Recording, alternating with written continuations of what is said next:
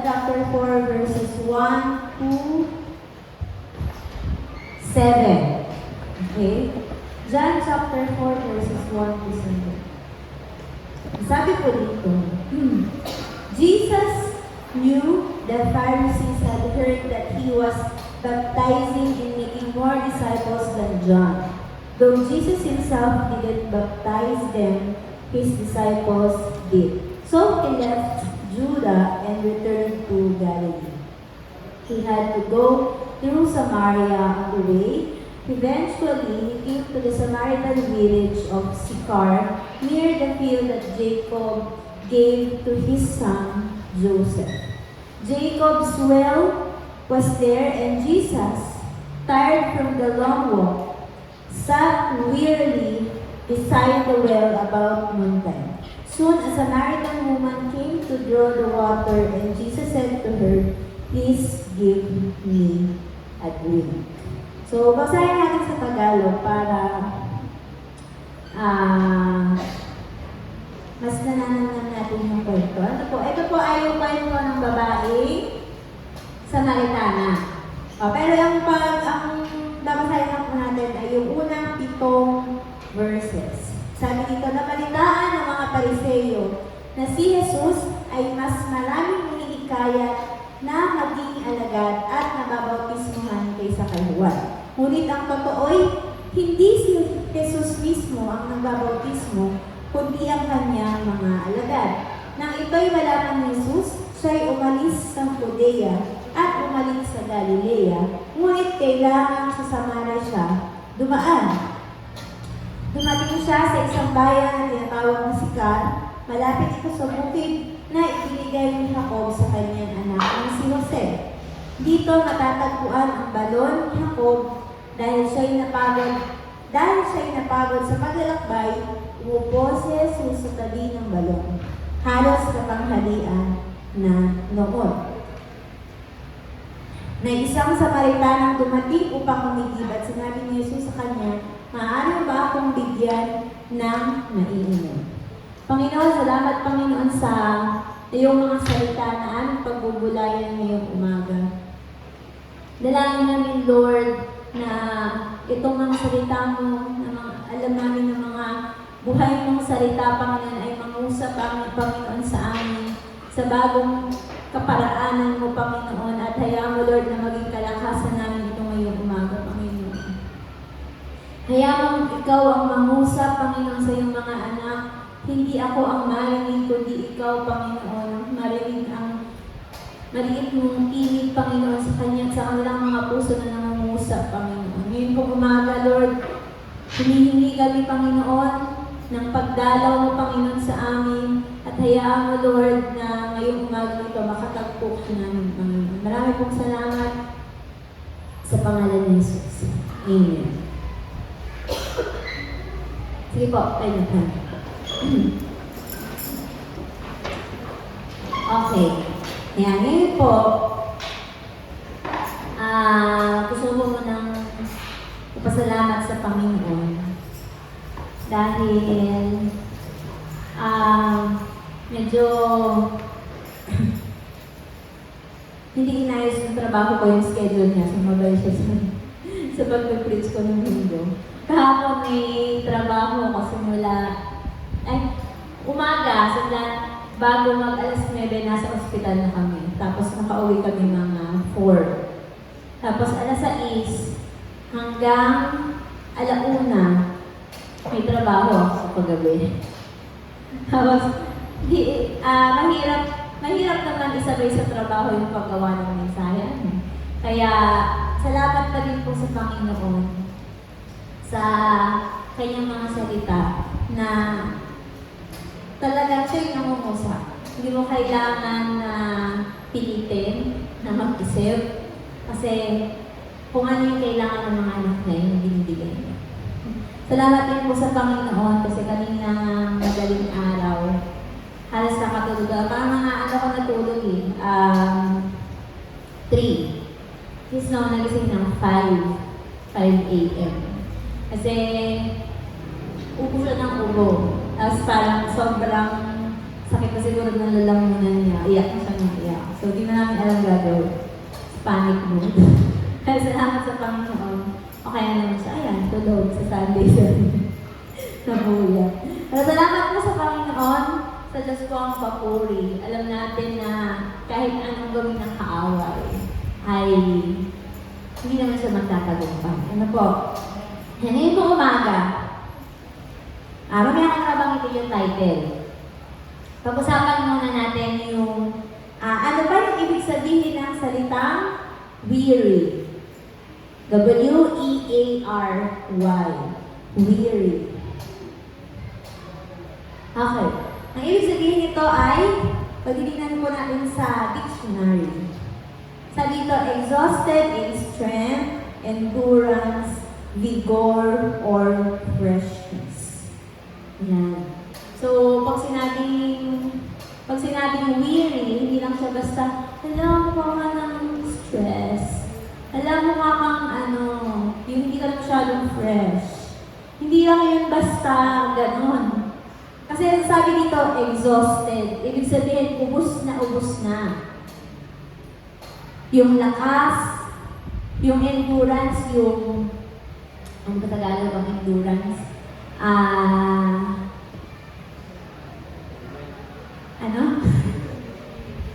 So, yung endurance ay parang pananatiling matatag. Yon. Kasi yung strength ay kalakasan. Yung endurance ay pananatiling matatag. And freshness. So, sabi doon, yung weary, hindi siya basta stressed ka, hindi basta pagod ka, exhausted, ubus na ubus. Okay? Okay.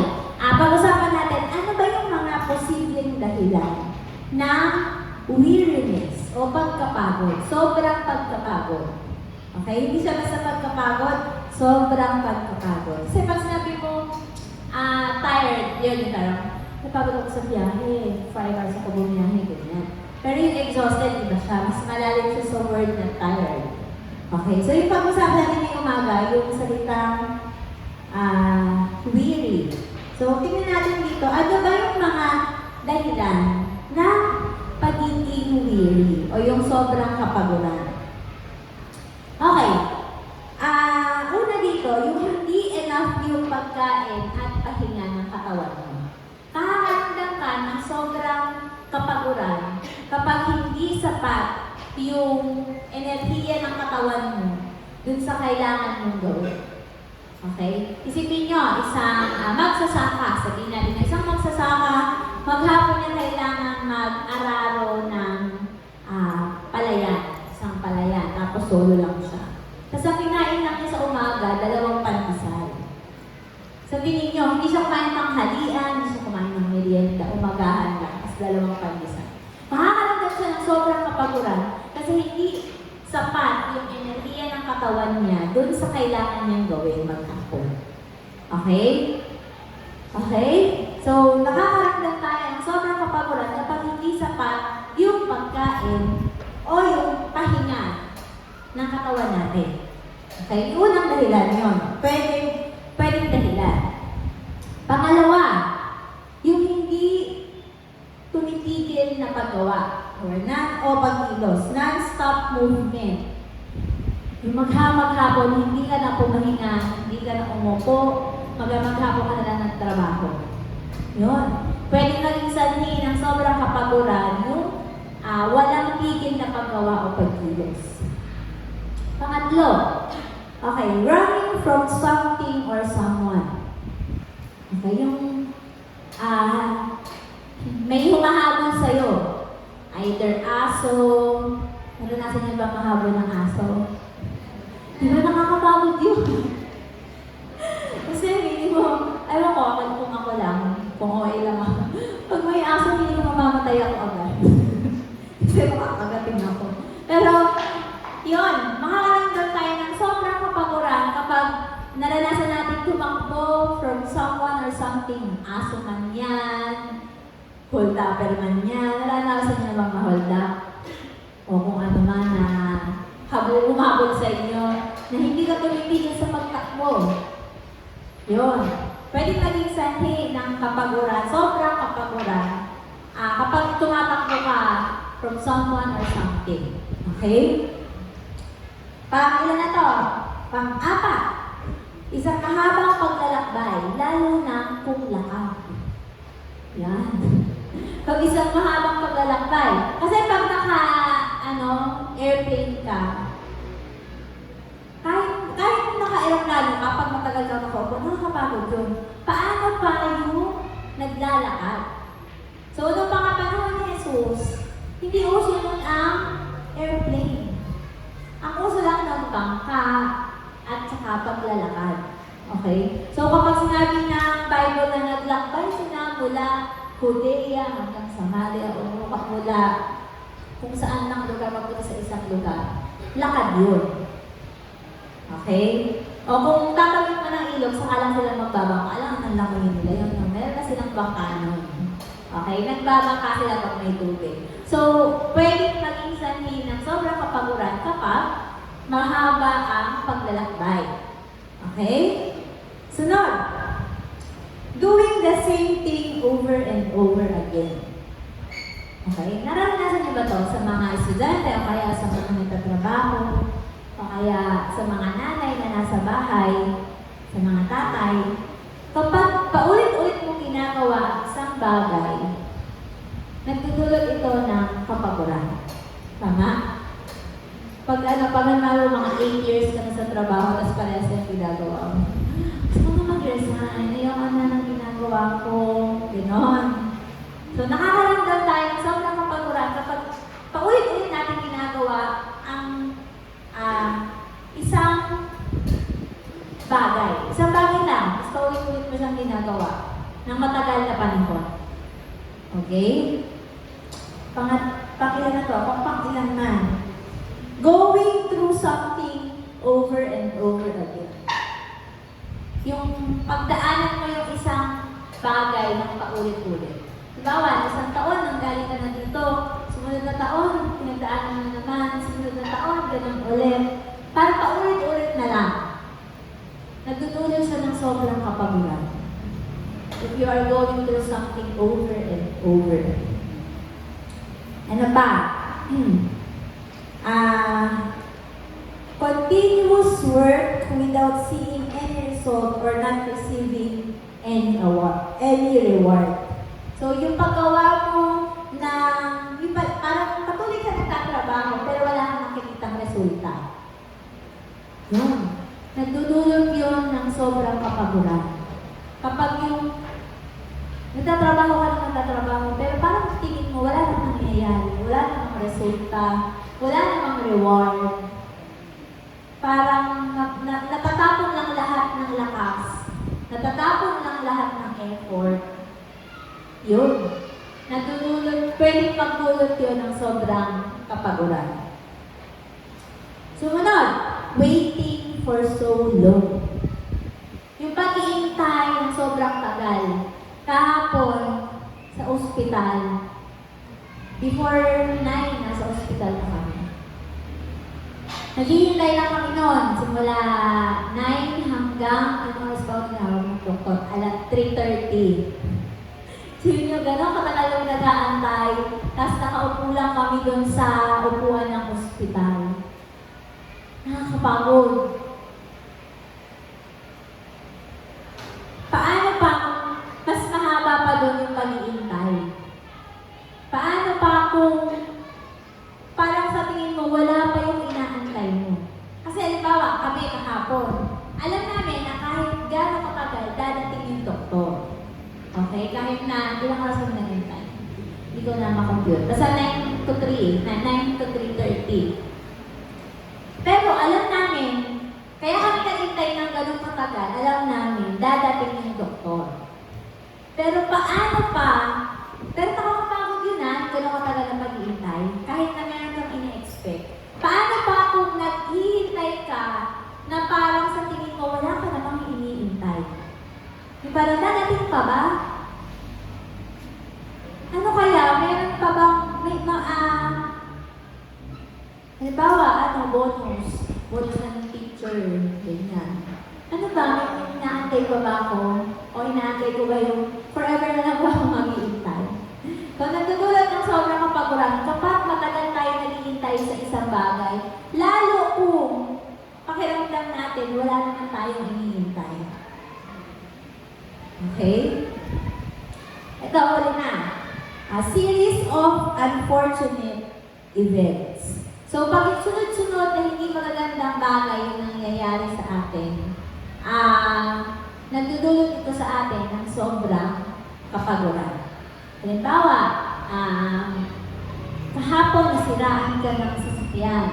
Tapos kanina, medyo may part ng bahay mo na nasunog. Tapos sumunod, parang hindi ka nakapahinga kasi sunod-sunod na hindi magagandang bagay yung nangyayari sa buhay. So ito yung mga bagay. Ilan lang ito sa mga bagay. Hindi ko alam kung ano pa yung ibang mga bagay na pwedeng magdulot sa atin ng sobrang kapaguran. Pero alam niya ng Panginoon. Amen? Ngayong umaga po, ang mensahe ng Panginoon ay may title na ito. Sit beside the well. Yan. Ang title po ng mensahe ng Panginoon ngayong umaga ay Sit beside the well. Maupo ka sa tabi ng balon.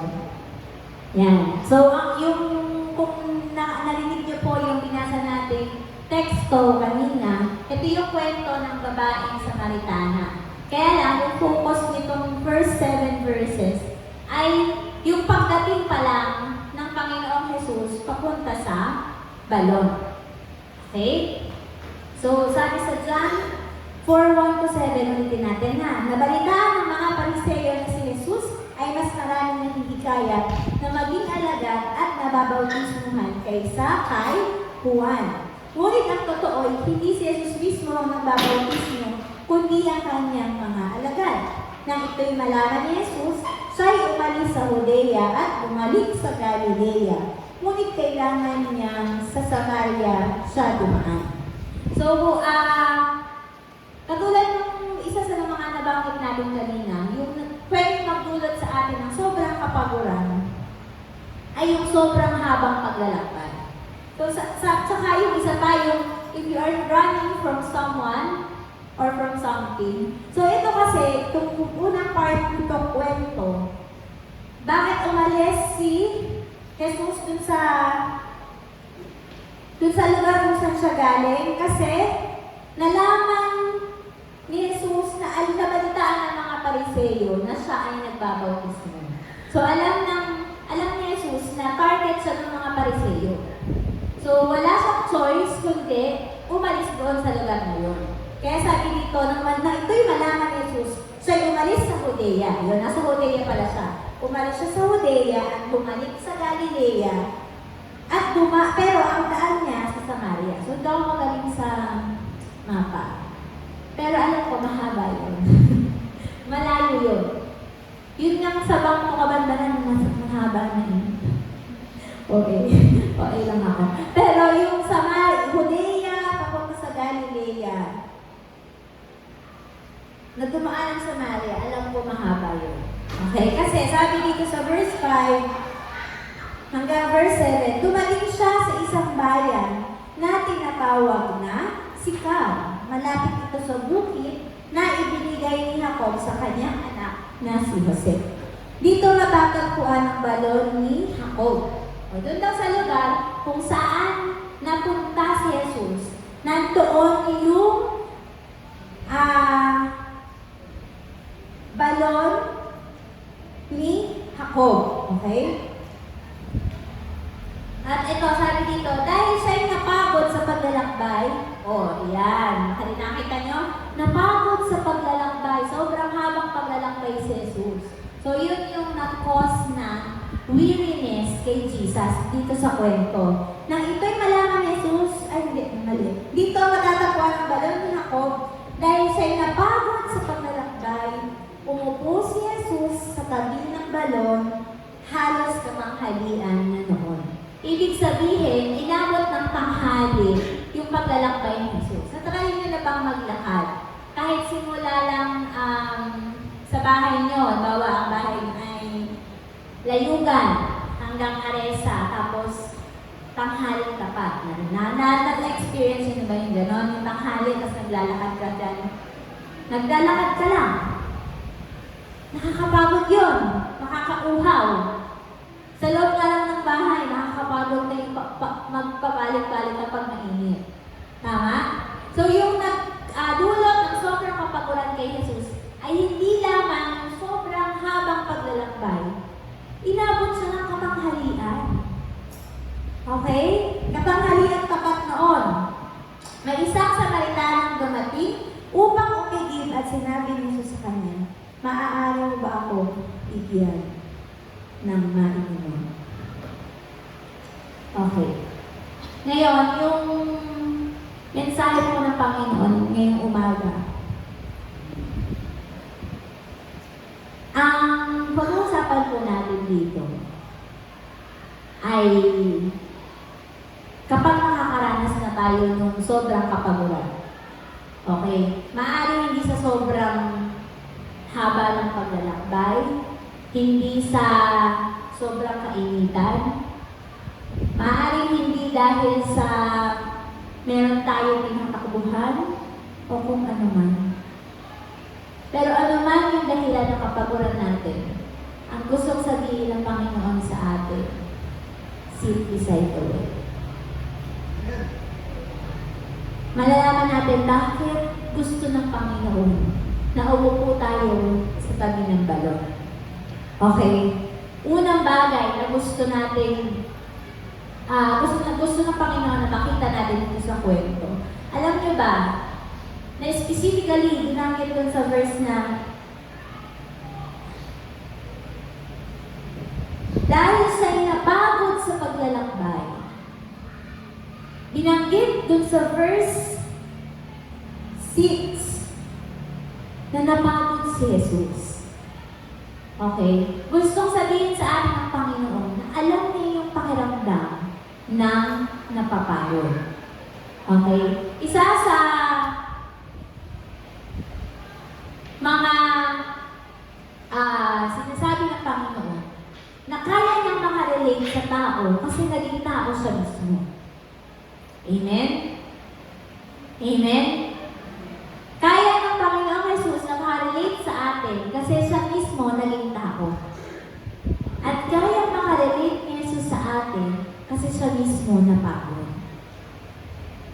Amen?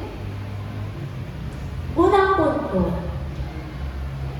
you are not always strong. You will get tired and it is okay. Unang punto, doon sa binasa nating bahagi ng kwento, hindi ka palaging malakas. Eventually, mapapagod ka at okay lang yun.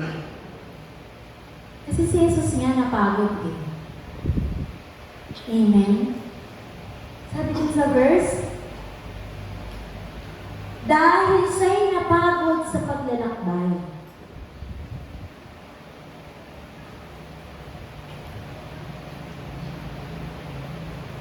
Pwede namang hindi nabanggitin sa kwento yun eh. Kasi ang purpose ng kwento, tagpuin ng Panginoong Jesus yung babaeng Samaritana, di ba? Pero bakit binanggit pa sa kwento na napagod si Jesus? Kasi gusto ng Panginoong Jesus na maintindihan natin na alam niya yung pakiramdam ng napapagod. At okay lang yun. Sa totoo lang, pwede namang humingi ng extraordinary na lakas si Jesus sa Ama para lang kayanin niya yung mahabang paglalakbay. Tama? Pwede naman sabihin ng Panginoong Jesus, Ama, bigyan mo ko ng 200% ng energy para yung paglalakbay ko mula Judea hanggang pabalik ng Galilea, tapos dadaan pa ako ng Samaria, kayanin ko. Pero yung sabi ng verse 6, napagod si Jesus sa paglalakbay. Gusto ng Panginoong Jesus na okay lang, gusto ng Panginoong Jesus na malaman natin na kahit sa ay napagod. Kasi hindi tayo palaging malakas. Bilang tao, tao, hindi tayo palaging malakas. At mapapagod tayo. At ang pinakamaganda doon, okay lang yun. Sa totoo lang, parang tayo lang naman mga tao yung nagsasabi na hindi kailangan ko maging matatag sa lahat ng oras. Hindi ako pwedeng maging mahina. Hindi dapat ang makikita lang sa akin ng tao, lagi ako nakangiti. Kaya ko lahat ng bagay, nakatayo ako sa lahat ng bagyo. Hindi ako nagpapahinga, nagtatrabaho ako palagi. Pero ang gusto sabihin ng Panginoon, hindi ka palaging malakas. Mapapagod at mapapagod ka, at okay lang yun. Sabihin mo sa katabi mo, okay lang mapagod. Pero wag forever. Baka naman forever kang pagod. Okay? Okay lang mapagod, pero panandalian lang. Yan ang ihahabol natin.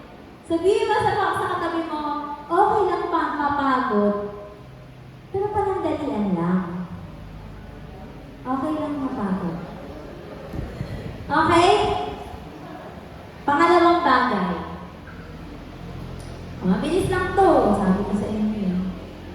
Pangalawang bagay, when tired, learn to pause and rest because we need rest.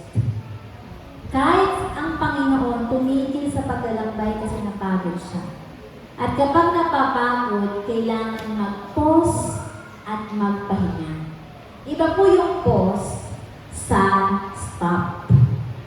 Okay? Yung stop kasi, permanenteng tigil na yun. Hindi na yun tutuloy sa paglalakbay. Pero ang pause, hihinto ka lang panandalian. Tapos tutuloy ka pa din. Kaya may resume. Diba? Pag halimbawa sa laro, diba? Kapag pause, pag ipapause mo lang yung game, pwede mo siyang i-resume. Pero pag i-stop mo, lalabas mo sa laro, umumpisa ka ulit ng bago. Tama? So, ang gusto sabihin sa atin, itong kwento na to, kapag napapagod tayo, learn to pause and rest because we need rest. Amen. Pakisabi sa katabi, pause, not stop. Okay? Magkaiba yung nagpapahinga sa tumitigil. Pakisabi sa katabi, magkaiba yung nagpapahinga sa tumitigil. Kasi yung nagpapahinga, nagtutuloy yun. Yung tumitigil, hindi na yung tumutuloy. Amen? Amen? Iba, nag-exit the game na. Pero yung iba naman, nagpo-pause lang, tapos re-resume naman yung game. Okay? So, doon tayo sa pause and rest. Huwag tayo lang sa stop and exit. Amen. Maaaring mapagod tayo sa paglingkod, mapagod tayo sa pagtatrabaho, paghahanap buhay, mapagod tayo sa lahat ng ginagawa natin sa buhay. Pero ang gusto ng Panginoon, kapag napapagod tayo, magpo-pause lang tayo, hindi tayo magsa-stop. Amen. When tired, learn to pause and rest because we need rest. Pangatlo. Okay. Pangatlong bagay, choose wisely where to rest. Sit beside the well. Okay? Choose wisely where to rest. Sit beside the well. Okay lang mag-pause at magpahinga, pero piliin mong maigi saan ka magpapahinga. Amen. Ang gusto ng Panginoon, we sit beside the well. Kasi nung nabasa ng Panginoon, doon siya sa balon tumigil. Doon siya nagpahinga. Bakit? Di ba, ang nabanggit ko na sa sobrang paglalakbay, napagod ang Panginoon. Tapos inabot siya ng katanghalian. Sa tingin niya, anong naramdaman niya? Uhaw. Ang isang taong uhaw, ang kailangan niya ay tubig. Matalino ang Panginoong Jesus, pinili niyang magpahinga sa tabi ng balon. Kasi hindi mauubos ang tubig doon. Amen? Kung tayo ay magpapahinga, sit beside the well. Doon tayo magstay kung saan nandun ang source ng kailangan natin. Doon tayo magstay kung saan nasaan ang source ng lakas na kailangan natin. Yung lakas na naubos sa atin. Kasi di ba kapag pagod ka, ang nawala lang sa iyo ay strength, endurance, freshness, yung joy, yung excitement na gumawa ng mga bagay-bagay. So kung tayo po ay napagod o sobrang napagod, na-exhaust, naubos ang lakas, naubos ang endurance, naubos ang joy, naubos ang excitement sa paggawa ng mga bagay, choose wisely where to rest. Sit beside the well. Magpahinga tayo kung saan malapit tayo doon sa source. At sino ba ang source natin? Ang Panginoong Jesus. Kung naubusan tayo ng lakas, magpahinga tayo sa piling ng Panginoong Jesus. Kasi nandun ang lakas. Kung naubusan tayo ng joy, magpahinga tayo sa piling ng Panginoong Jesus kasi si Jesus ang source ng joy. Kung naubusan tayo ng excitement na gawin ang mga bagay-bagay para sa Panginoon, magpahinga tayo sa piling ng Panginoon kasi ang source ng lahat ng bagay ay ang Panginoong Jesus. Amen. Choose wisely where to rest. Sit beside the well. Kapag napapagod, okay lang magpahinga. Okay lang mapagod. Pero piliin natin kung saan magpapahinga. Doon tayo sa piling ng Panginoong Jesus. Kung saan siya ang source ng lahat ng bagay. Yung lahat ng naubos sa atin, yung lahat ng nawala sa atin, lahat yun kay Jesus lamang natin matatagpuan. Amen. Amen. Pang-apat, kapag tayo napapagod, ang sabi, okay lang kasi hindi tayo palaging malakas at okay lang yun. Kapag tayo napapagod, matuto tayong mag-pause and rest kasi kailangan natin ng rest. At kapag tayo magpapahinga, we should choose wisely where to rest and sit beside the well. At pang-apat, ask for a drink because you can always get it on your own. Amen? You might not have a bucket and a rope and the well is too deep. Basahin natin yung verse na sinabi ng babaeng Samaritana sa Panginoon. Wait lang pa. Sabi dito, kasi sumagot si Jesus dun sa babaeng Samaritana na kung alam mo lang kung sino ang kausap mo, ikaw pa ang hihingi ng tubig sa akin, di ba? At sinabi ng Samaritana kay Jesus, "But sir, you don't have a rope or a bucket, and this well is very deep." Ibig sabihin, sa pananaw ng Samaritana, wala namang pang-igib ang Panginoong Jesus. Wala naman siyang rope o yung lubid na magbababa dun sa bucket papunta dun sa balon. At masyadong malalim ang balon. Alam naman natin, di ba, pag balon, malalim talaga. Kasi yung tubig niya nanggagaling sa ilalim ng lupa. So, pag tayo po ay napapagod, let us ask for a drink because you can always get it on your own. Anong ibig sabihin nito? Kapag tayo napapagod, matuto tayong humingi ng tulong.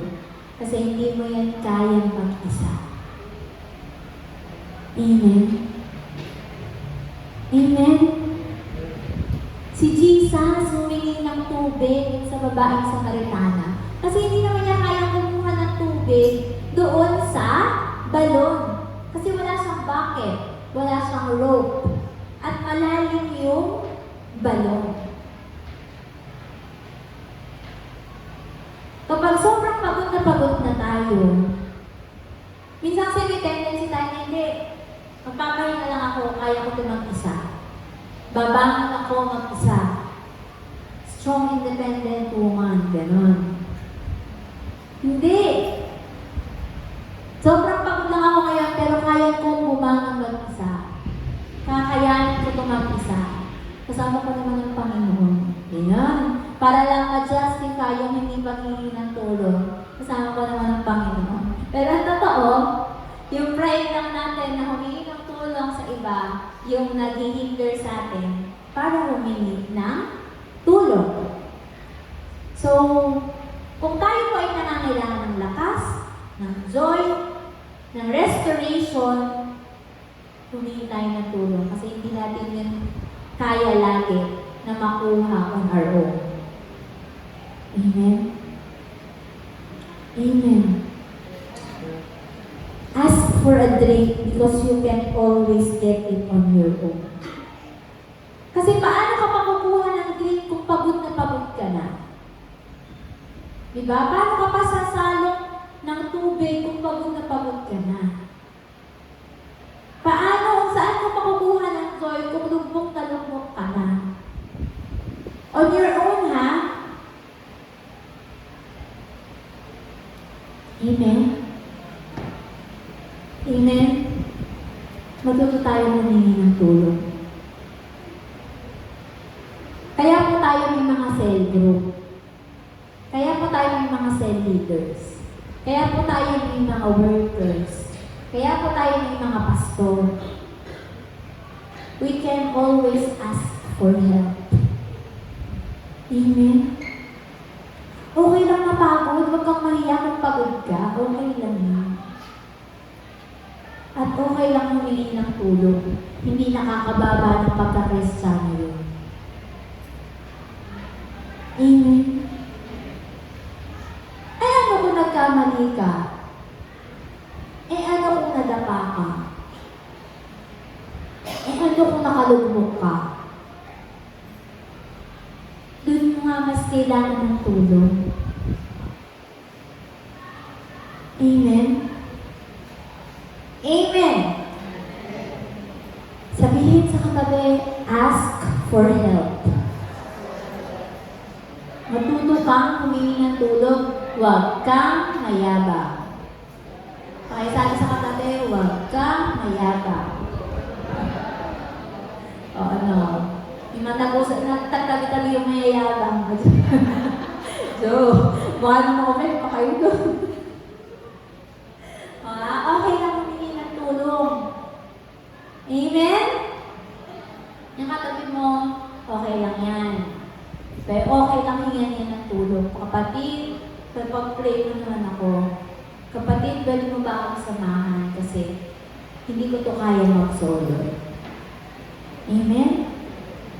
Amen. Pero syempre,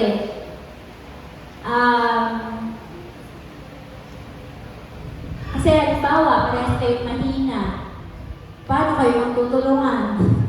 Diba halimbawa, parehas kayong uhaw, parehas kayong pagod. So, ipanalangin natin mabuti. Kasi minsan, yung parehas pagod, minsan parehas napapahamak. Kasi sila dalawa yung, halimbawa lang ha, imagine natin, yung dalawang pagod, nagtulungan sila para kumuha ng tubig dun sa well. Tingin nyo, ano mangyayari sa kanila? Pwede mahulog pa sila dun sa balong, malulog pa sila.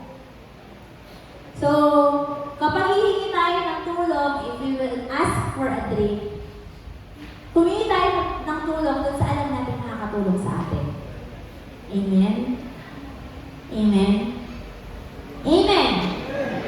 Okay. Panghuli. Sabi ko sa inyo, bilis lang. Panghuli. Remember, help is always available. God will send someone to help you get a drink. Ang sabi dito, di ba? Katanghaliang tapat nung si Jesus ay mapadpad doon sa balon. At sabi din sa kwento, kung alam natin yung buong kwento, tuwing tanghali lang pumupunta yung babaeng sa Karitana. Kasi tuwing tanghali, walang ibang umigigit. Amen? Amen? Sa tingin ninyo, kung hindi pumunta yung babaeng sa Karitana ng panahon na yun, kanino hihingi ng tubig si Jesus?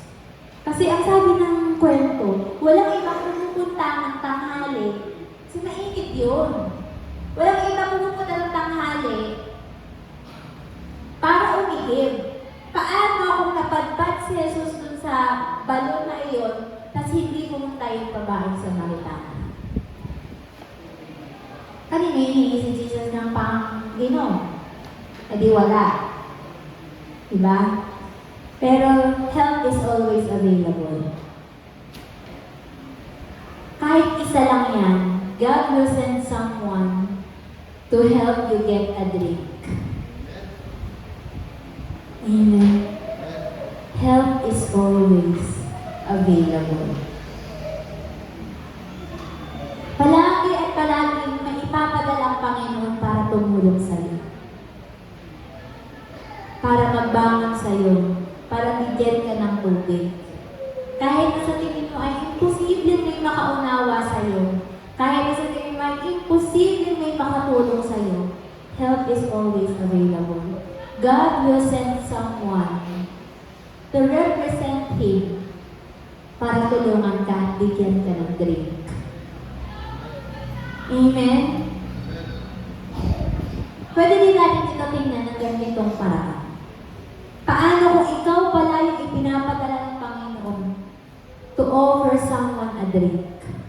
Paano pala kung ikaw pala yung help na ibibigay ng Panginoon sa ibang tao para mag-offer ng drink?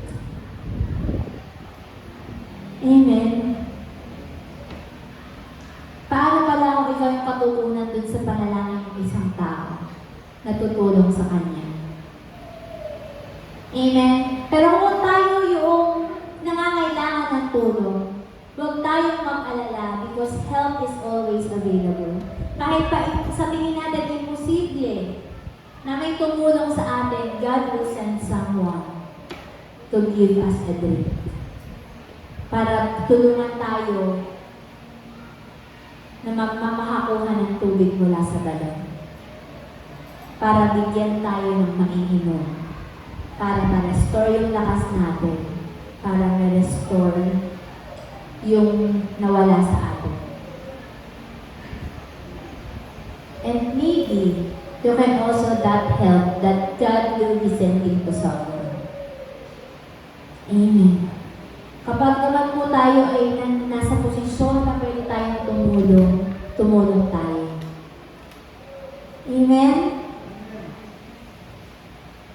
Bilang conclusion,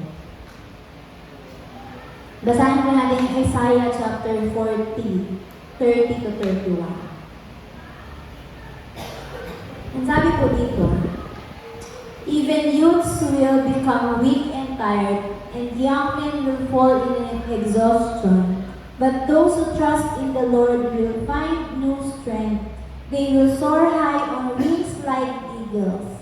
They will run and not grow weary. They will walk and not faint. Amen. Those who trust in the Lord will find new strength. They will soar high on wings like eagles. They will run and not grow weary. They will walk and not faint. So kung tayo po ay makakaranas man o nakakaranas ng kapaguran, hindi lang kapaguran o sobrang kapaguran, ang gusto sabihin sa amin ng Panginoon, sit beside the well. Amen. Sit beside the source of strength, the source of hope, and the source of joy, and the source of everything that we have lost. Wait for the Lord, He will give you rest. Tayo po'y tumayo.